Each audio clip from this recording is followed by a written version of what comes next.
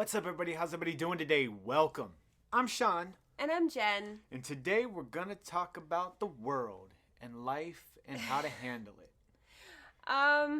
Yeah, actually that was pretty accurate. Hey, I did a good one. Wow, I'm impressed. Do we have to restart since I did a No. correct? Yeah, today we're going to be talking about something kind of hard for me to talk about, actually, but hey, you know, we're vloggers. Mm-hmm. We got to do the thing. We got to say all the things. All of them. It is Mental Health Awareness Month, I think, and I think that's the correct phrasing, but I thought that I would take this opportunity to go into something that I'm struggling with, and it's kind of a maybe I'm the only one, but maybe I'm not the only one kind of thing, and what better way to find out than to put it all over the internet and let people comment and say, oh my gosh, me too, or girl, you're weird. So one of these things might happen, but we've obviously been dealing with COVID for over a year now. COVID in the world, not like COVID here.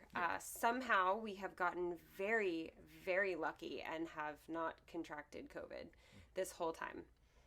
We've been very diligent, but we also both teach, so that's where the somehow we haven't gotten COVID. I thank my lucky stars every day, and I honestly don't know how we got so lucky.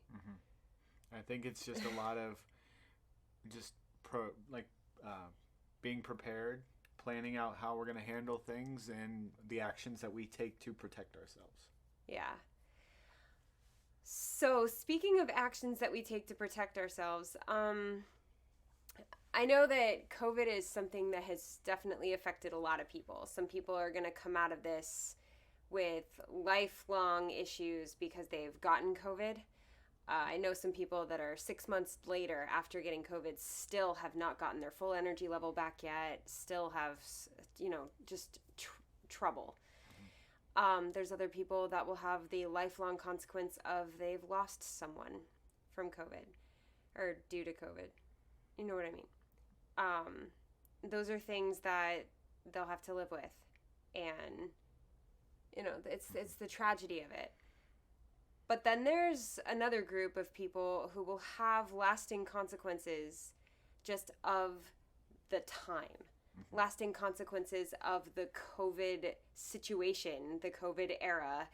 And while these consequences aren't as terrible as what everyone else is going through, I wanted to highlight them. I know I'm kind of like bouncing around the subject here, but like I said, it's kind of hard for me to talk about. So let me meander. I have developed some interesting, I'll call them quirks, since COVID has become a thing in our lives, since the quarantine, since the shutdown. And they are affecting my daily life.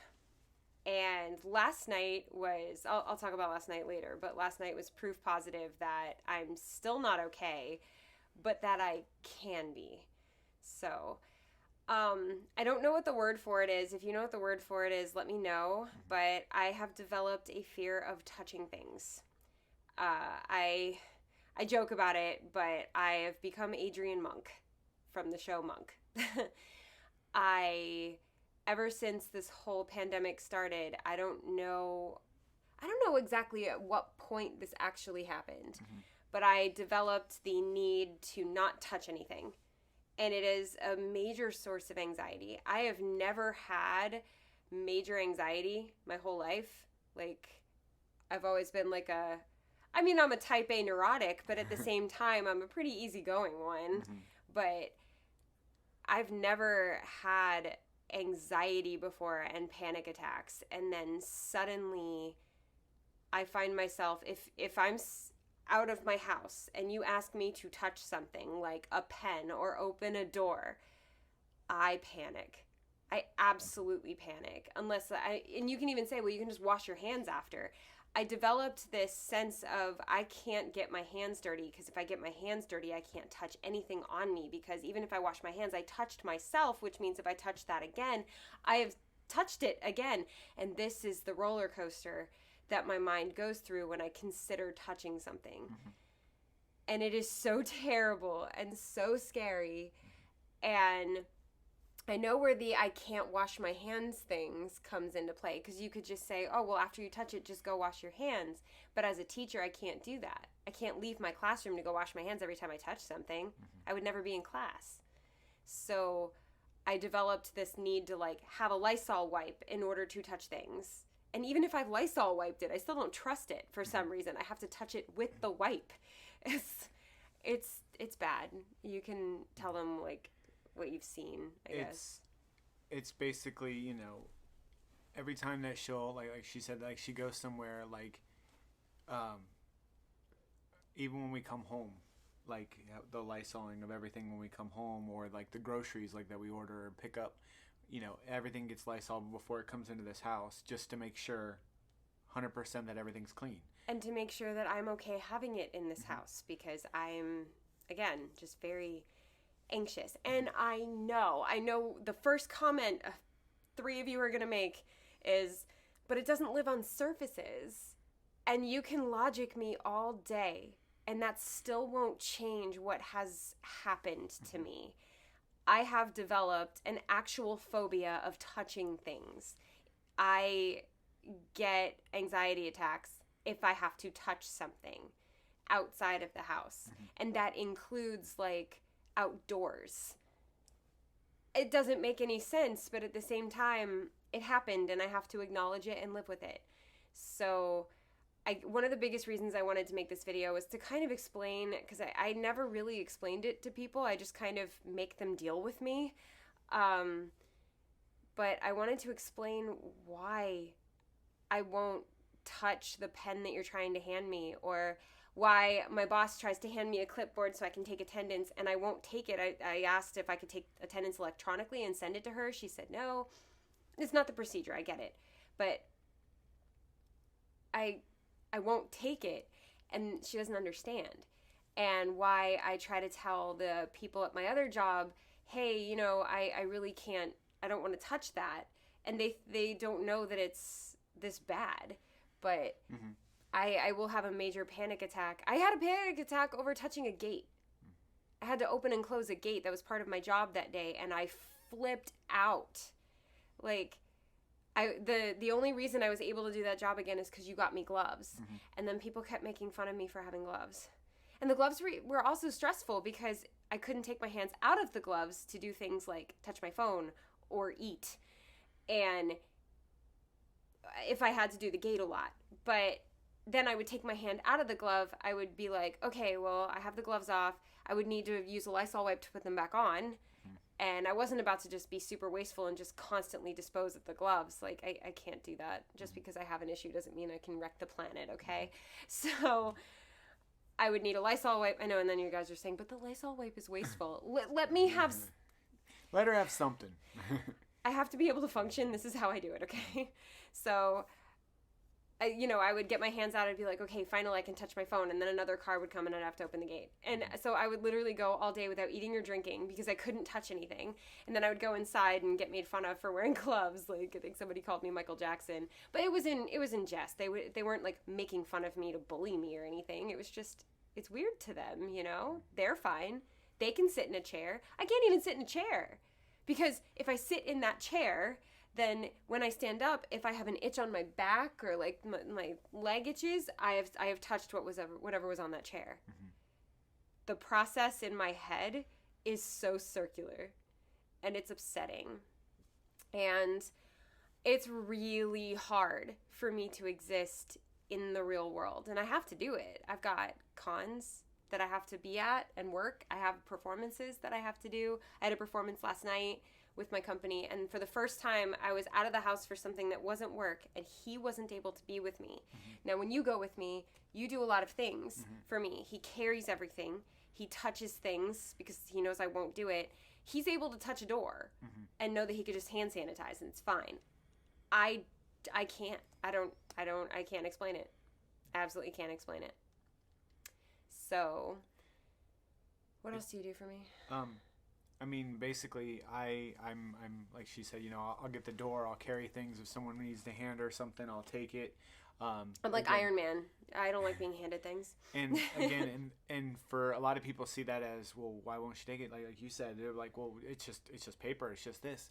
But telling someone to just get over it is not going to help them get over it. This is going to be a process. You can't tell someone who's dealing with an emotional or a mental or a physical thing and just say, get over it. You can't just get over something like that. And you can't logic them into getting over it either by just saying, but it doesn't live on surfaces. Well, that's not what my body understands. It's a physical response to an emotion, and it doesn't understand.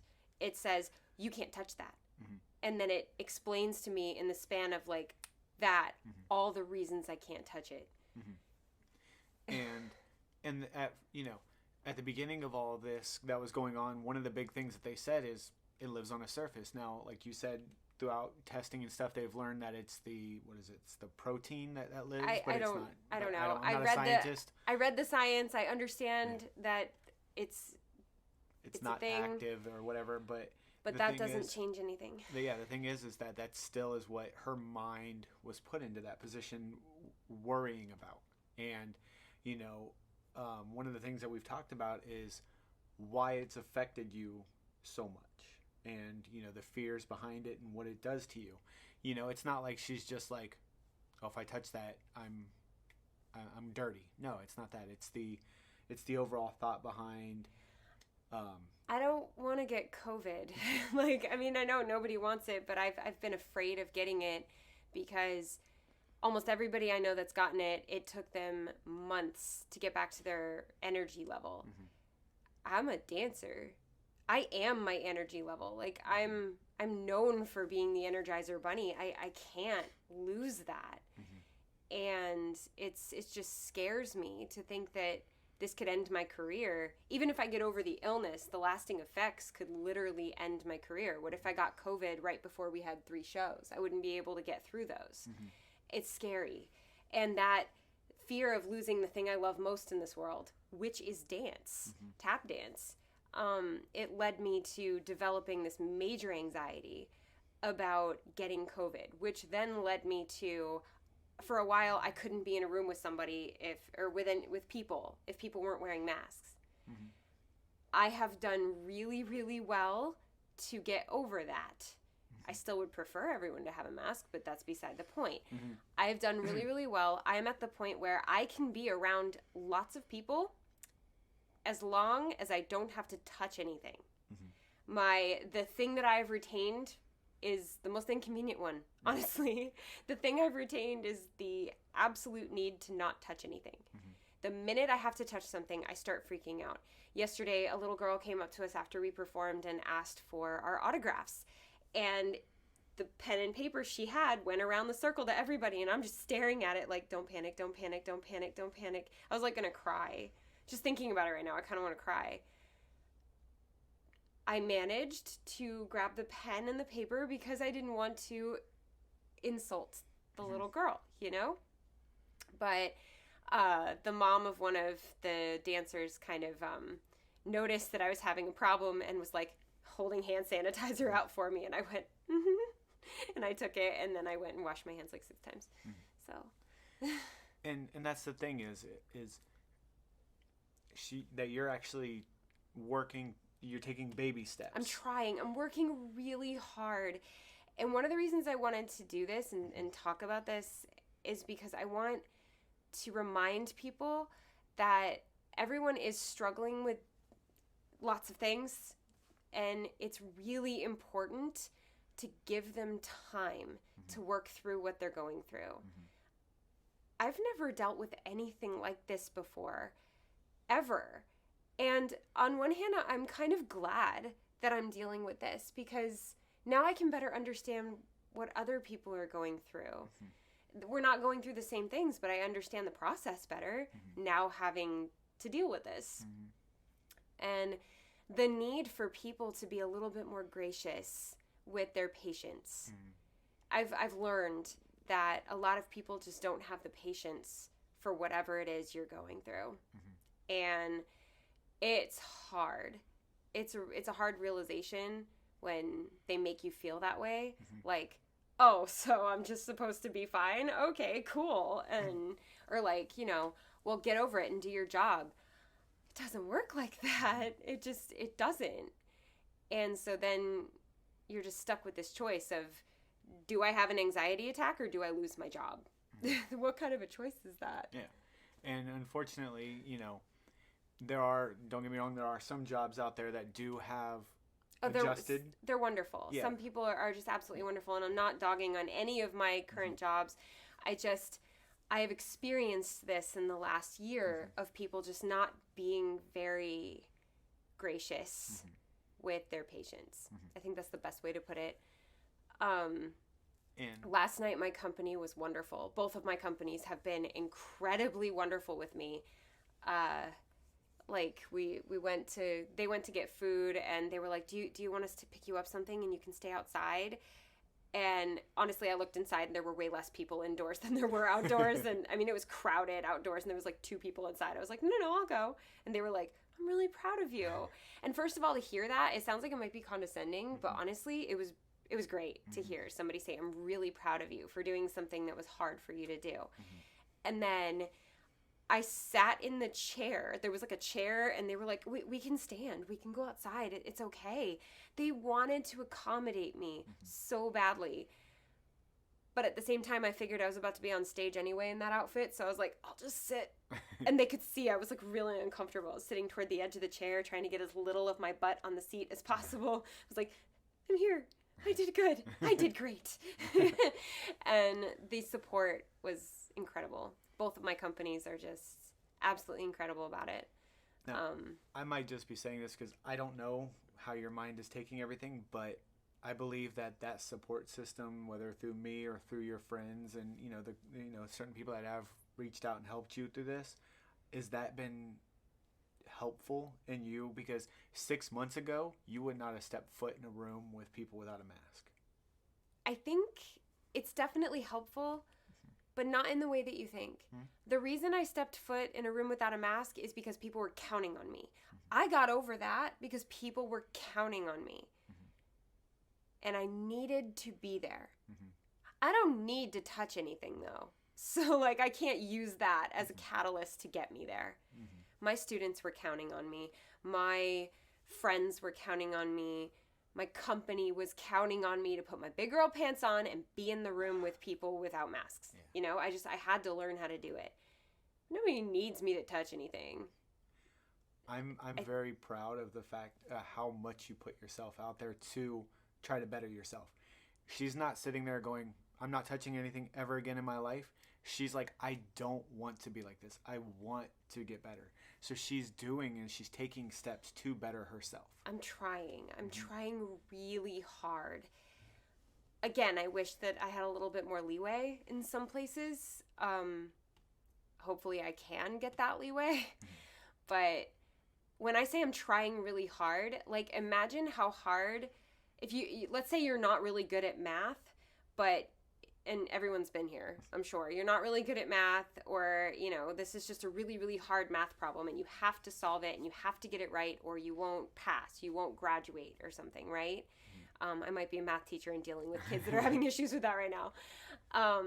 Imagine that you have to do that in order to graduate, but no one will help you.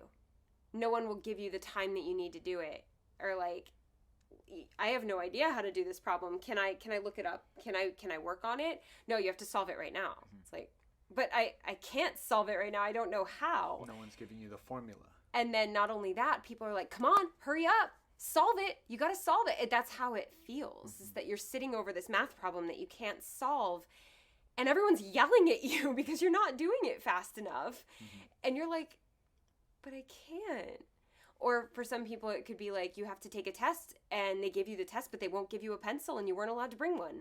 It's what am I supposed to bleed on it? I can't, I'm not that accurate here. Come on.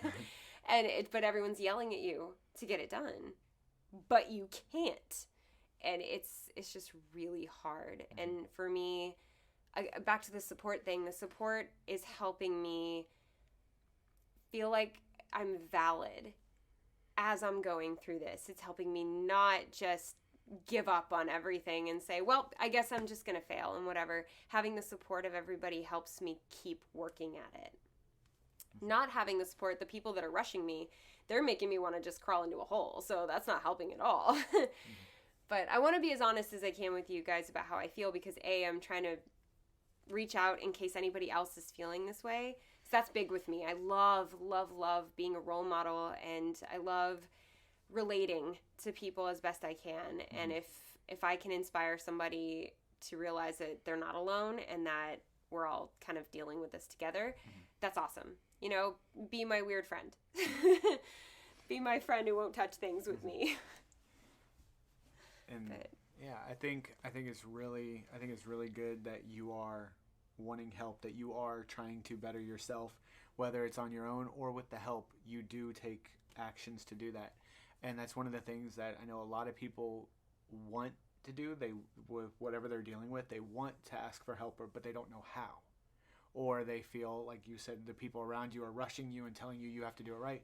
But then they're like, oh, well, maybe I shouldn't ask anybody. Maybe I'm inconveniencing. I don't want to bother people. Honestly, though, let me just talk about that for a second, because you just struck a nerve with me. There's one situation, I'm not going to go into detail, but there's one situation where I do need to ask for help. And honestly, I've been trying to like message people and say, hey, can I please talk to you about this? And no one will talk to me about it. And then every time I bring it up, it basically turns into, well, you need to do this, so get over it. And it's, instead of making me work harder, it's actually making me consider whether or not I need to be there at all. And that sucks because that particular place is somewhere I love being. But not having the support is making me want to run away. And it literally is a situation where it's like I'm begging for help. I'm asking for help, and nobody wants to listen. So, and if you guys, for any reason, have ever felt that way, I'm so sorry. I was sorry before, but now that I've experienced it, I'm even more sorry. And again, if I can thank the universe for anything in this, it's allowing me to be even more empathetic by understanding what everyone else is going through. So, I definitely, I told you I'm a silver lining kind of girl. This whole situation has definitely taught me to slow down.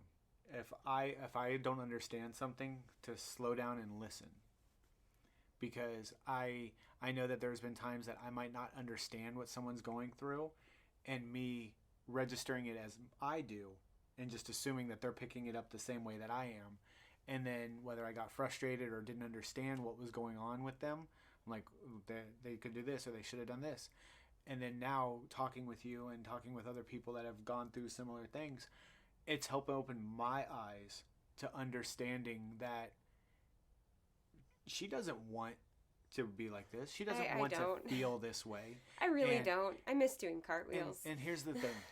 Go put your hands on the floor and do a cartwheel. My opinion on this, and it might not be yours, but take your time. Don't let anyone rush you or make you feel like you need to do it. You need to do it when you're able to. Otherwise, it won't change, or it won't help you, or it won't fix you.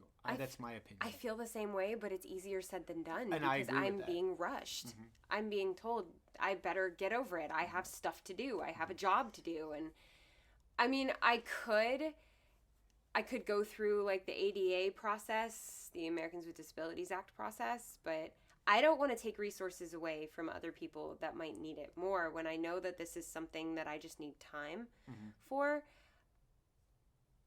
That one of my places told me that, if I needed to make sure that I was accommodated, I needed to do that. And I was just like, but that takes away resources from somebody else. And I don't know if it really does. That's just the way that my brain works. But,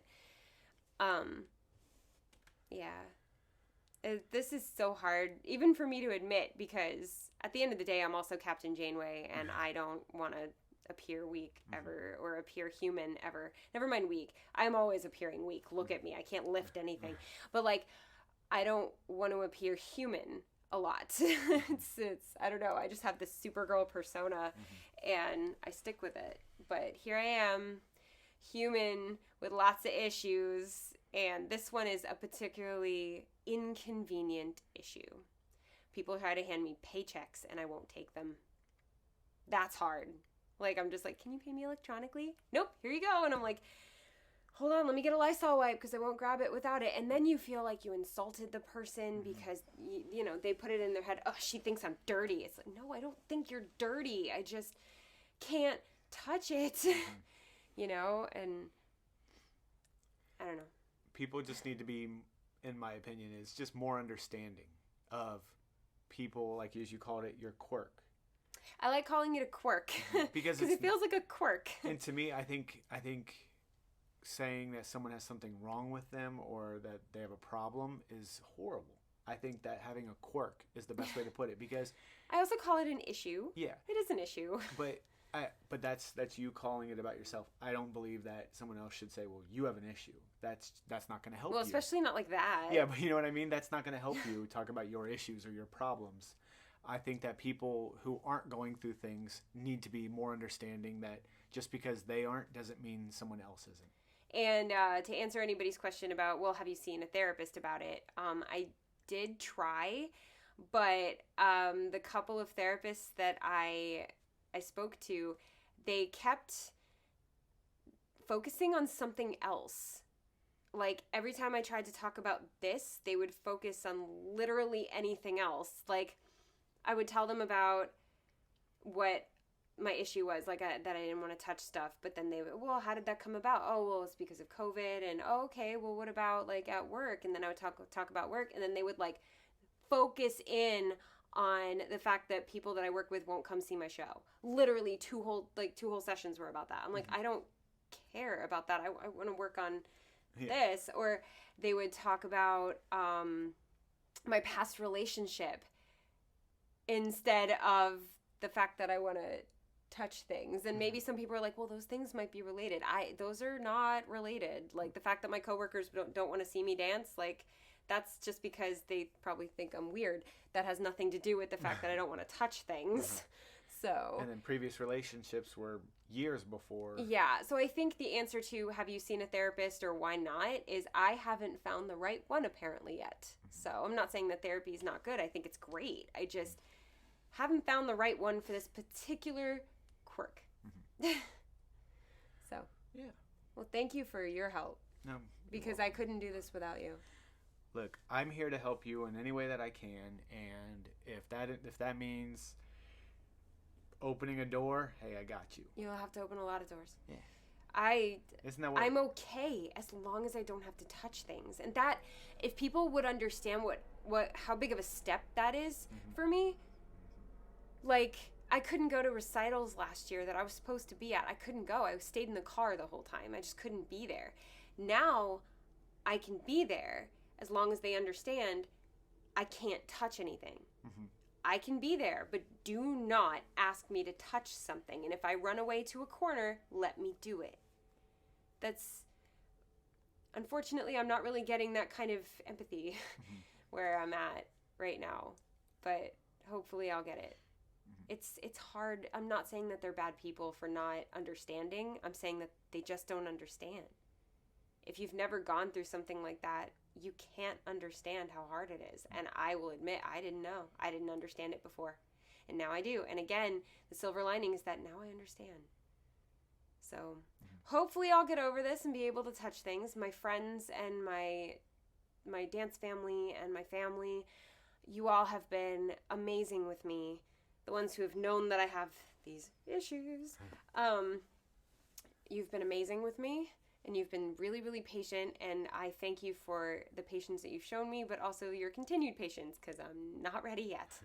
I will say I did very, very well yesterday. When I thought I was not going to do okay, I did okay.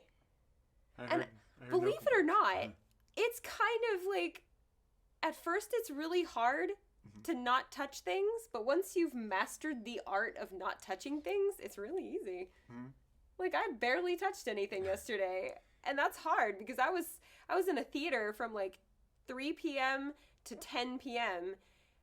and I didn't touch anything. Like, how? You gotta ninja your way into like the doors and stuff. I got Honestly, my right leg is really strong from opening doors.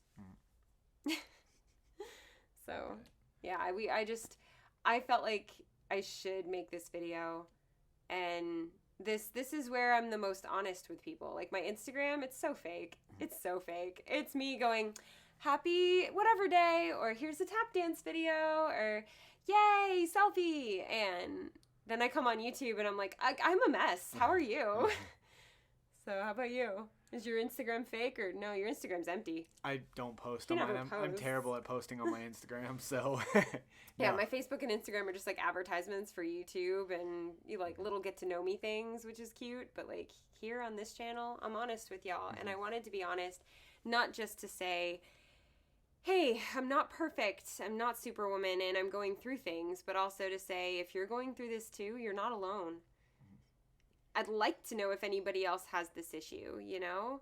I'd like to know if I'm not alone. But honestly, at the same time, I hope no one else is going through this, because this sucks.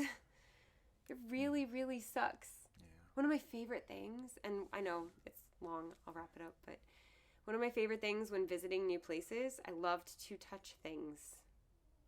Like when I went to Israel, I loved putting my hand on the walls, on the architecture. I loved just like touching it and knowing it was real. And now I have anxiety thinking about that. Also, if you are watching this and you are a higher up or in the marketing department for Lysol, we will be happy to talk about a partnership. Just email us. Oh, I wish he was kidding. He's not.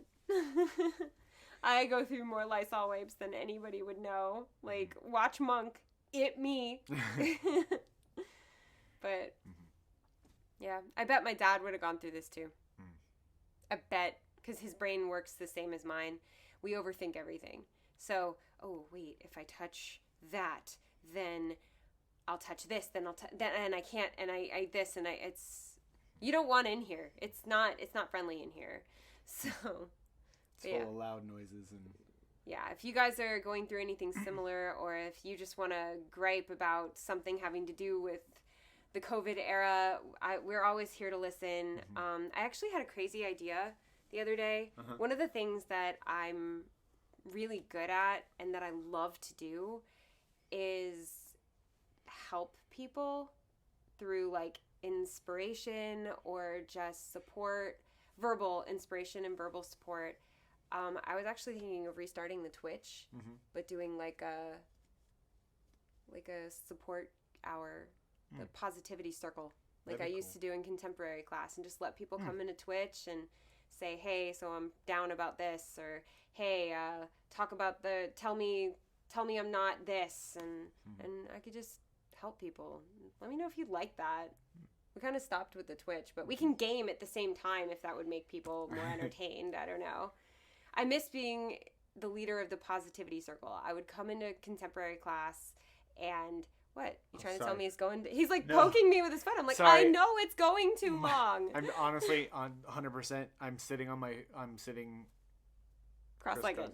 And my foot's asleep and I just shook my toe. That's all it is. I was like, I know it's going too long. I was shaking my foot because my foot's asleep. Sorry. I didn't mean to change the pace on that. One dancer would like come in and be like, I'm ugly. I suck. I'm this. I'm that. And I like, by the third thing that they said, I was just like, that's it. Everyone sit down in a circle. And they were like, uh-oh. It's positivity circle time, isn't it? I was like, yeah. So I make us sit in a circle, I make us stretch, and then I make us all say positive things about ourselves and each other until we stop putting ourselves down. And everyone loved that. Or we would either do that, or I would let them gripe. And then we would all weigh in about how it's, you know, you're valid to feel that way, but it's not that way. Your hair is actually beautiful.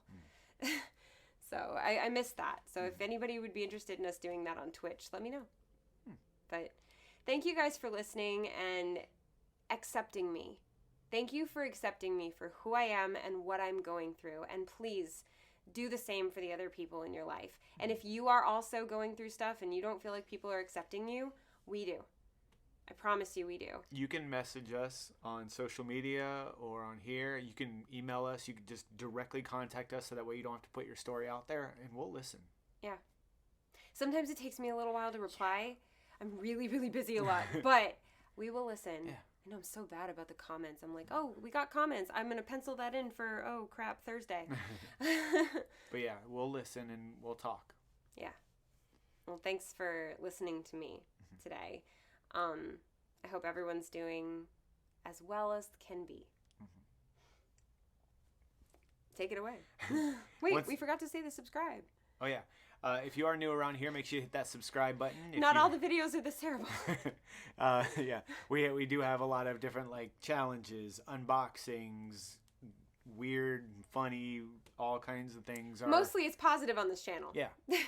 But we do have all that, so make sure you hit that subscribe button if you enjoyed this video, or if you just want to show support. Yeah, that thumbs up. Thumbs up for support. Yeah, and because it just goes a long way, not just with her, but anyone else that knows that people are watching and care. And if people are commenting and telling their story, and you see those comments, hit the thumbs up on their comments. If you can offer a helpful word, just to say, I'm here for you, or you're beautiful, or just a little heart emoji, something, do it. Because you never know how badly people need that. So this month, and every month, but this month especially, just show some love. Yeah. Show some love to people. So, but thanks for hanging out with us. I'm Sean. And I'm Jen. And we're out of here. Bye.